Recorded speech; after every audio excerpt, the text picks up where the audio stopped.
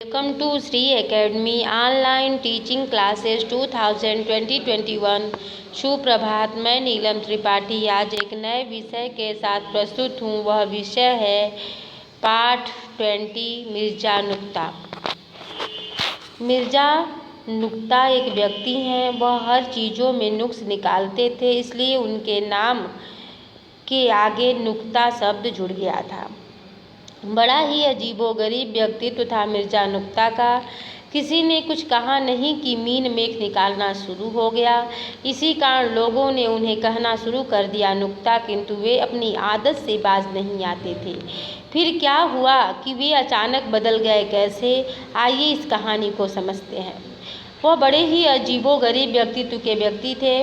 वे हमेशा हर चीज़ों में नुक्स निकाला करते थे, इसी कारण उनके नाम के आगे नुक्ता शब्द लग गया था। वे अपनी आदत से लाचार थे, किंतु उनके साथ एक ऐसी घटना घटी कि उनके स्वभाव में परिवर्तन आ गया। तो आइए उनके स्वभाव में परिवर्तन कैसे हुआ, इसी के बारे में इस कहानी से जानते हैं।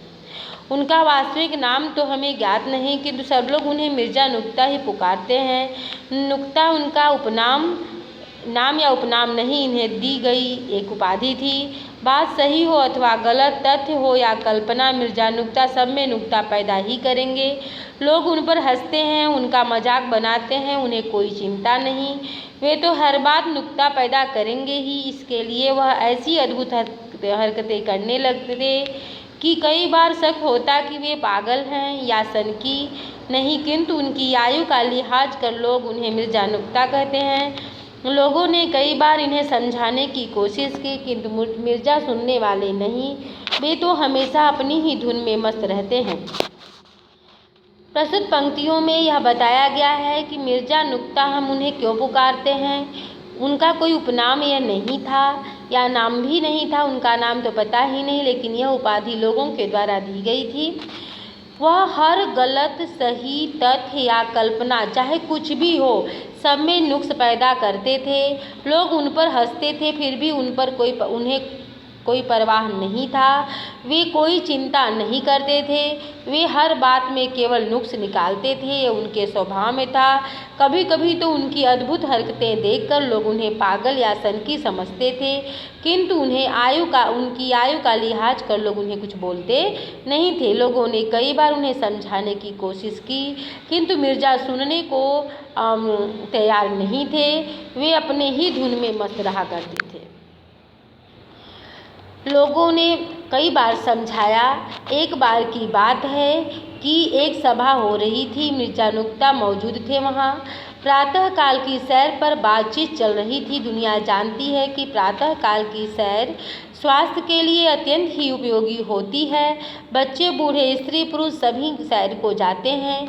कुछ लोग तो सुबह कसरत भी करते हैं, किंतु हमारे मिर्ज़ा साहब यह सब कैसे मान लें, उन्हें नुक्ता तो निकालना ही है।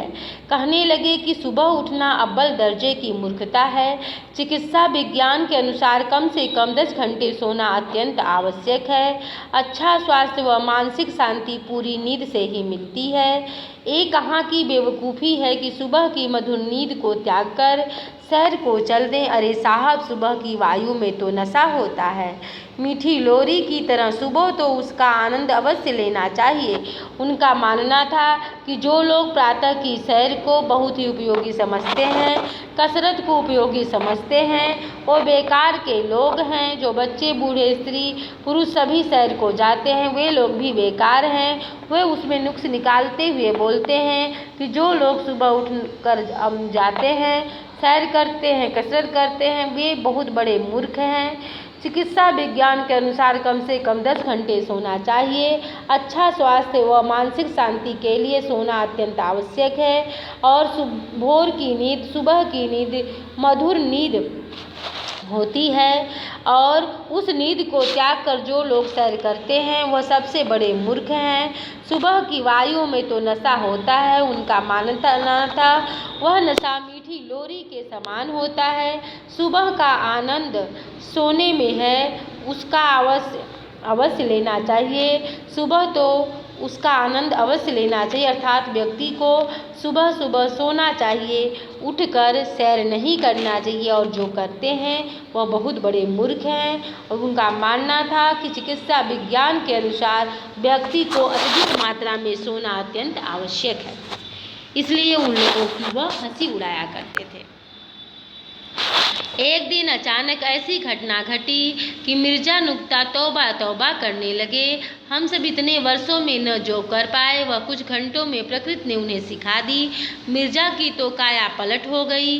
मिर्जा छिद्रान्वेषी न होकर तत्वान्वेषी बन गए, यानी हर चीज़ों में जो नुक्स निकालते थे वह नुक्स निकालना बंद कर दिए। एक ऐसी घटना उनके सामने घटी।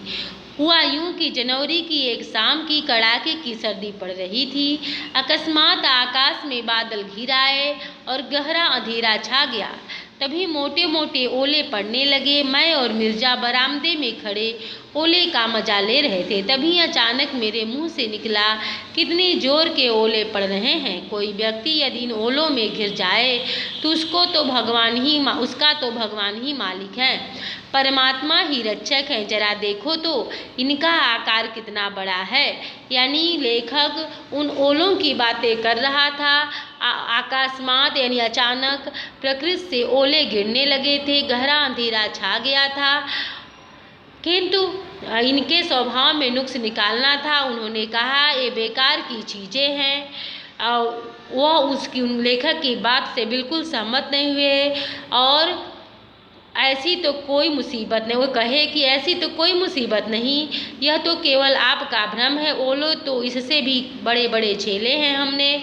मेरे रोकने के बावजूद वे आंगन में जा खड़े हुए। तेज बारिश और जब खूब मोटे मोटे 10-12 ओले इनकी गंजी चंदिया पर पड़े तो सिर चकरा गया, आँखों के आगे अंधेरा छा गया। अर्थात वह अपने जिद के आगे ओलों के बीच में जाकर खड़े हो गए और जब ओले पड़े तो वो मूर्छा खाए। और यह जो मूर्छा खाने के बाद जो उनके अंदर छिद्रान्वेषी की भावना थी वह तत्वान्वेषी में परिवर्तित हो गई। वह समझ गए कि हर चीज़ों में नुक्स निकाला जा सकता है, किंतु प्रकृति में नुक्स नहीं निकाला जा सकता। प्रकृति आपको जन्म देती है, आपको सुख के सभी साधन को प्रदान करती है, उसी तरह से आपकी जान भी ले सकती है। इसलिए प्रकृति से टकराना सबसे बड़ा बेवकूफ़ी है और प्रकृति से छेड़छाड़ करना भी बेवकूफ़ी है। इसलिए हर चीज़ों में नुक्स निकालना सही नहीं है और इस बात को मिर्जा नुक्ता भली भांति समझ गए।